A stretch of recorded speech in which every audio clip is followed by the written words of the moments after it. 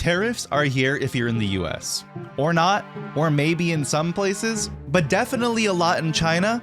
Who knows, maybe everything I'm about to say will be out of date by the time this video goes up. Today is Thursday, April 10th. We'll see. But regardless, pretty much all imported goods are being hit. Outside of a few exceptions like Songbird's original Ocarinas, almost every ocarina that we buy is an import. Whether it's South Korea with Night by Noble, or Taiwan with Focalink, or mainland China with brands like Imperial City. So how will tariffs affect the ocarina market? Quick economics lesson. Who pays for tariffs? You might know me as the ocarina guy online, but I have an MBA and I'm about to have an MS in financial analytics, so trust my business acumen. We hear misinformation about tariffs, how the exporting country, i.e. China, pays for them.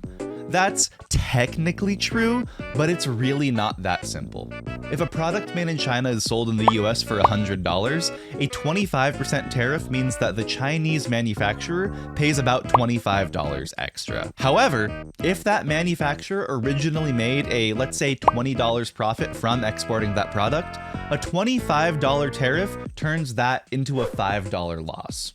So, to maintain that $20 profit margin, the manufacturer simply increases the end sale price to, let's say, $125 or even higher. So even though the Chinese manufacturer is technically paying for the tariff, the price increase to the end consumer means that we pay for the Chinese company to pay for the tariff. In effect, tariffs are a tax on consumers and really no one else. But how are ocarinas affected by tariffs? First off, mainland China and the US are in a major tariff war right now. The US is up to a 125% tariff against Chinese imports, now compared to around 20% for the last 5 years. That is more than 6 times the tariff that we've had for a very long time. This means that Chinese products, aka the formerly cheap stuff that Americans love to buy, is probably going to be more than double in price. So for example, Imperial City Ocarinas, which is a mainland Chinese maker, comes from mainland China, will likely go up by at least double in price in the near future and may even need to go higher. Their $160 triple bass ocarina will probably be up to like $300 to $360, and that's if they choose to continue selling to Ocarina. With tariffs, it simply might not be feasible. Tariffs in other countries are much more ambiguous. As the White House recently announced, tariffs, other than the one against China, would have a 90-day pause with around a 10% tariff still in place. This is ambiguous.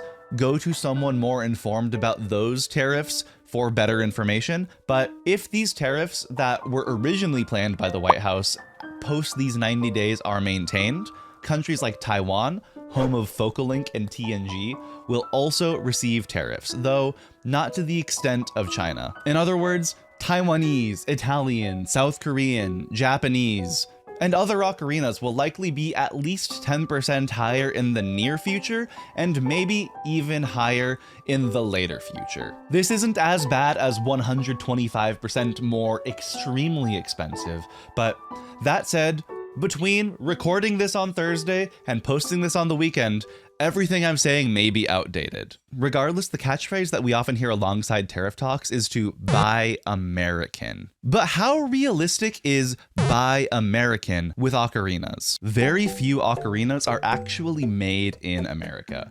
We have those which are made in Songbird's workshop. We have like Spencer.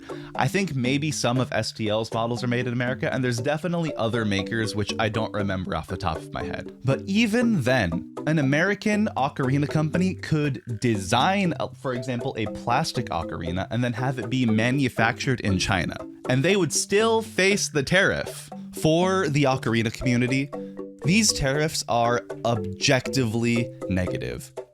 Most ocarina makers don't reside in the US, with some of our favorites, like Imperial City, being in China. As much as people might get behind the highly politicized sentiment of Buy American, what if the product is simply unavailable or sparse in America? For example, coffee is something that cannot be grown in most of the United States and requires very specific growing conditions. Hawaii is the only state in America that can grow coffee, and so many things that we enjoy can only be grown, found, or made in other countries.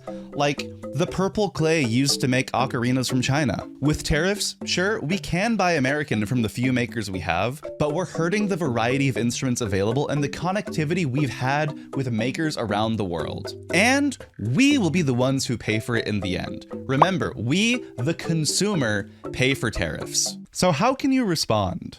I generally actively avoid talking politics on YouTube, but this is an inherently political issue and it will affect every single one of us in the Ocarina community. First, whether it becomes excessively expensive to buy foreign ocarinas or not, America still does need more ocarina makers. But while I do want more American ocarina makers to come out, I don't want to lose our access to affordable, high-quality foreign instruments like those made by Imperial City. Something else you can do would be to take political action. Vote in every election you can, protest these tariffs, call your representatives, and even get involved in your local politics in other ways if you can. I know a lot of us feel despair and dread with the current political situation, but that despair won't get better by doing nothing.